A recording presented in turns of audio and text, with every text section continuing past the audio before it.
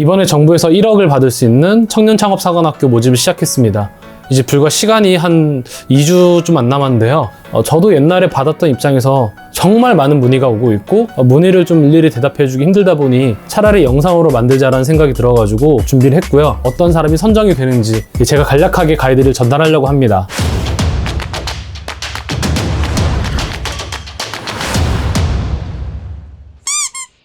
여기서 몇 가지 좀 특징적인 것들만 좀 말씀을 드리려고 해요. 보시면 여기서 1억 이내라고 나와 있잖아요. 이 말은 1억을 다 줄 수도 있지만 어떤 분은 뭐 한 4천만 원, 6천만 원, 8천만 원 뭐 예를 들어 이런 식으로 좀 차등 지급이 되고요. 그리고 서울 같은 경우는 이번에 이제 ICT 분야 위주로 뽑고, 그리고 지역 같은 경우는 아마 제조업 위주로 뽑을 거예요. 그렇기 때문에 내 아이템이 뭐 앱이다 혹은 소프트웨어다 그러면 서울 쪽을 하시고, 그것이 아닌 분들은 지역 쪽으로 좀 하시길 바랍니다. 모집 인원은 좀 1000명 가까이 되는데, 여기 보시면 내가 현재 사업장이 어디 있냐에 따라서 4개 권역으로 나누어서 이제 한 곳에 가능하고요. 그리고 입소랑 준입소랑 두 가지로 나눌 수 있는데, 입소 같은 경우는 아무래도 준입소보다 상당히 많은 인원을 뽑기 때문에 여러분들이 입소로 하시는 게 좀 더 경쟁력이 있다고 보고요. 안산 같은 경우는 이제 위치를 좀 잘 생각해 보셔야 되는 게, 이제 안산역에서 바로 한정거장, 그러니까 4호선 끝이거든요. 초지역에서도 걸어서 한 10분 정도 가야 되는 곳인데 좀 멀리 있고, 그리고 서울 같은 경우 목동에 있어요. 그래서 여러분들이 동선 같은 경우도 좀 생각을 하시면 좋을 것 같습니다. 그리고 이제 준입소 같은 경우도 주 1회 이상 출근인데, 왔다 갔다 뭐 교육 듣고 하면 입소랑 준입소랑 크게 차이가 없어요, 제 경험상.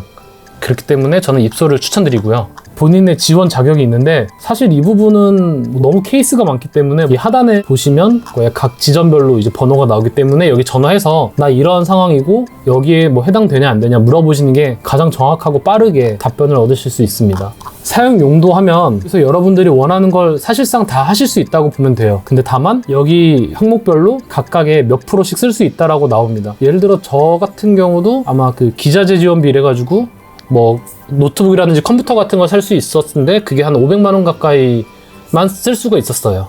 그 점 참고하셔서 여러분들이 좀 생각하시면 될 것 같고, 사업비 구성이 처음 보시는 분들은 좀 헷갈릴 수가 있는데, 정부지원금을 예를 들어서 뭐 7천만 원 준다고 치면 현금, 현물 두 가지로 구성이 되어 있고, 현물 같은 경우는 여러분들이 그냥 본인 인건비를 생각하셔서 그냥 신경 안 쓰셔도 돼요.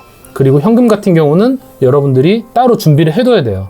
현금이랑 정부지원금 합해가지고 딱 기금이 완성이 되는데, 여기 보시면 이제 부가세 및 관세 및 정부지원금은 지원 대상에서 제외라는 말이 있잖아요. 이렇게 정부지원금이 세팅이 되면 여러분들은 이게 바로 그 공급가액이 세팅이 되는 겁니다. 여러분들이 노트북을 산다고 가정을 하면 이 정부지원금으로 살 수 있는 거는 공급가액만 살 수 있고, 나머지 부가세는 여러분들이 따로 세팅을 해주셔야 됩니다. 그래서 통상 부가세는 10%잖아요. 뭐 예를 들어 정부지원금이 합해서 7천만 원이라고 치면 여러분들은 뭐 700만 원을 별도로 또 세금으로 현금 이외에 또 준비를 해주셔야 됩니다. 뭐 이런 거 그냥 쭉 읽어보시면 될 것 같고, 말하지 않는 내용은 중요하지 않다 이게 아니라 여러분들이 보시고 그냥 쭉 판단하시면 될 사항들입니다.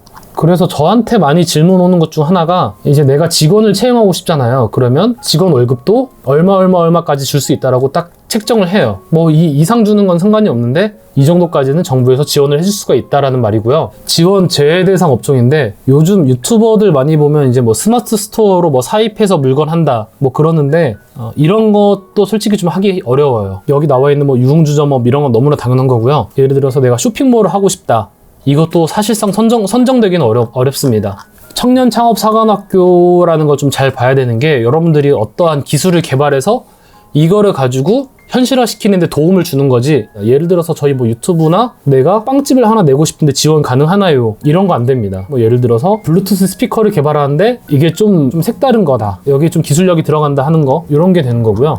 그래서 이 참고로 나온 4차 산업혁명 분류라는 말 있잖아요. 이것 한번 좀 보시면 좋은 게, 정부에서 이런 쪽 소재를 좋아하는구나 라고 여러분들이 생각하시면 될 것 같습니다. 그래서 본교 같은 경우는 아마 중기청이 직접 운영을 하는 걸로 알고 있고, 나머지는 이제 위탁으로 이제 운영을 하는데, 여기서도 여러분들이 해당하는 비즈니스랑 여기서 주력으로 밀고 있는 거랑 일치하는지도 좀 중요하고요. 그래야 아마도 확률이 높아질 겁니다. 하지만 뭐 절대적인 건 아니고요. 뭐 간단한 모집 요강 정도로 좀 말씀을 드렸습니다. 이제 사업계획서 대필 절대 하지 않습니다. 그럴 능력도 시간도 없습니다. 이 영상을 통해서 여러분들이 성장을 하셨다면 구독을 눌러주시기 바랍니다.